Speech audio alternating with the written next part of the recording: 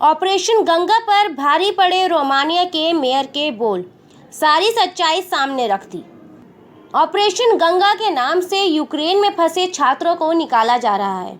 Ukraine में फंसे हुए छात्रों को निकालने की जो प्रक्रिया सरकार द्वारा चल रही है, इसे ऑपरेशन गंगा का नाम दिया गया है। आपको बता दें कि केंद्रीय मंत्री सिंधिया एक एक करके यूक्रेन में फंसे छात्रों को यूक्रेन की सीमा से लगे देशों से भारत वापस लाने में लगे हुए हैं।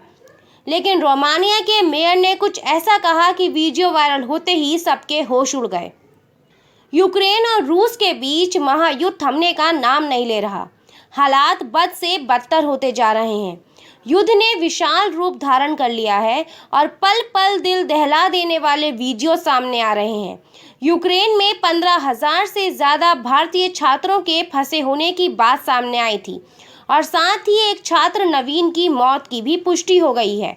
लेकिन प्रधानमंत्री मोदी का दावा है कि ऑपरेशन गंगा के माध्यम से छात्रों को सुरक्षित यूक्रेन से वापस लाया जा रहा है। 7 देशों के साथ यूक्रेन का बॉर्डर लगता है, उन्हीं में से एक रोमानिया भी है। छात्रों से कहा गया कि वे रोमानिया बॉर्डर पहुंचें और फिर ऑपरेशन गंगा के तहत भारतीय विमानों से उन्हें रोमानिया से भारत लाया जा रहा है। केंद्रीय मंत्री सिंधिया स्वयं छात्रों को रोमानिया से देश वापस लाने वहां पहुंचे थे और बच्चों को संबोधित करने लगे, जबकि वहां रोमानिया के मेयर मौजूद थे जो उन पर बरस पड़े। उन्होंने सिंधिया से कहा, झूठ मत बोलो, केवल ये बताओ ये बच्चे अपने देश वापस कब लौटेंगे।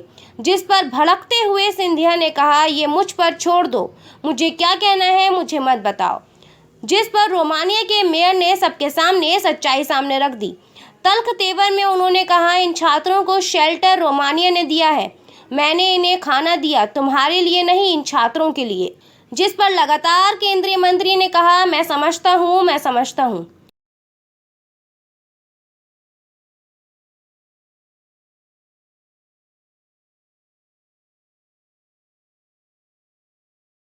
Talk about this kind of guys, not dogs, not.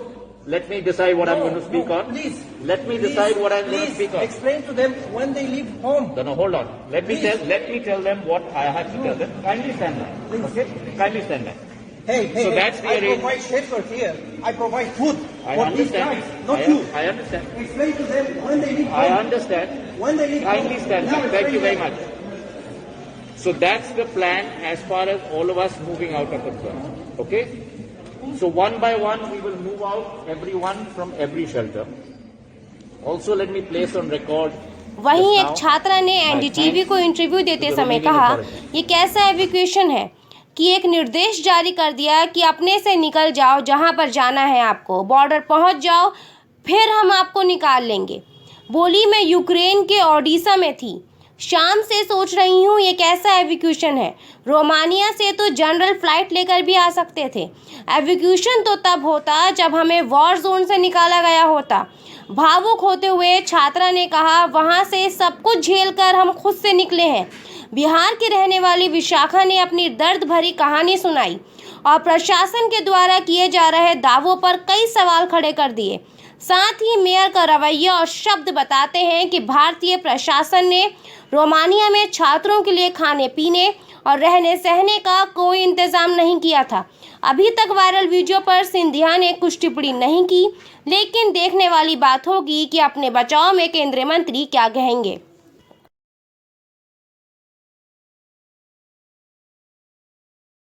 हम अभी यहाँ आए जिसको बोला जा रहा है इवैक्यूएशन। आई डोंट नो यहाँ पे सब में से अग्री करेंगे ही इस बात पे, इसको इवैक्यूएशन का नाम दिया गया है। पर आप एक बात बताइए, जो कंट्री ऑलरेडी सेफ थी रोमानिया, वहां से आप हमें फ्लाइट से यहाँ लेकर आए, आप इसको इवैक्यूएशन कैसे बोल रहे हो? हमें जो वहां पे यूक्रेन में आपको सेफ्टी प्रोवाइड करना चाहिए था, हमें जो सिटी ऑलरेडी इतनी खतरनाक थी, वहां पे या तो एम्बेसी से किसी को मदद के लिए भेजना था ताकि स्टूडेंट्स को वो गाइड कर सके बॉर्डर पे, वो तक नहीं किया गया है। स्टूडेंट्स को बस बोल दिया गया कि आप अपना बस पकड़ो और चले जाओ। एमबीसी ने ये भी क्लेम किया है कि वहाँ पर हेल्पलाइन जारी की गई है। जी, आपको पता है, आपने यहाँ पूछ लीजिए, सब लोग हैं जो कभी आपका फोन नहीं उठाएगी, और जब फोन उठाएगी ना 10 लोगों को 10 बातें बोलेगी, और लास्ट अगर आप ज्यादा क्वेश्चन करोगे ना वो सीधा बोलेंगे सॉरी सर, हमें इसके बारे में ज्यादा इन्फॉर्मेशन नहीं है, हमें फ्री फ्लाइट्स नहीं चाहिए थी। शायद आप लोग उनसे भी पूछा, आप लोगों को फ्री फ्लाइट चाहिए थी या यूक्रेन में आप लोगों को सेफली बॉर्डर आना था? सेफली बॉर्डर आना, बॉर्डर तक आना और बॉर्डर से क्रॉस करना, ये वाकई में ये है प्रॉब्लम, ना कि वहां से इवैक्यूएट करा के लेके आ जाना। ये तो सिर्फ है ना, जैसे सर ने बोला अभी, जैसे प्लेन में जब आए थे तो बैक एंट्री लेके अपने आप को बड़ा दिखाना अच्छी बात नहीं है। एग्जैक्टली पता है प्रॉब्लम क्या है? खार्किव में, सूमी में, वहाँ भी वहाँ उतारो कार्गो। एक्चुअली इंडियन आर्मी के ऊपर नहीं करेगी रशियन आर्मी हमला, वहाँ उतारो कार्गो और वहाँ से निकालो बच्चों को, क्योंकि वहाँ से उनके पास आने तक का ऑप्शन नहीं है।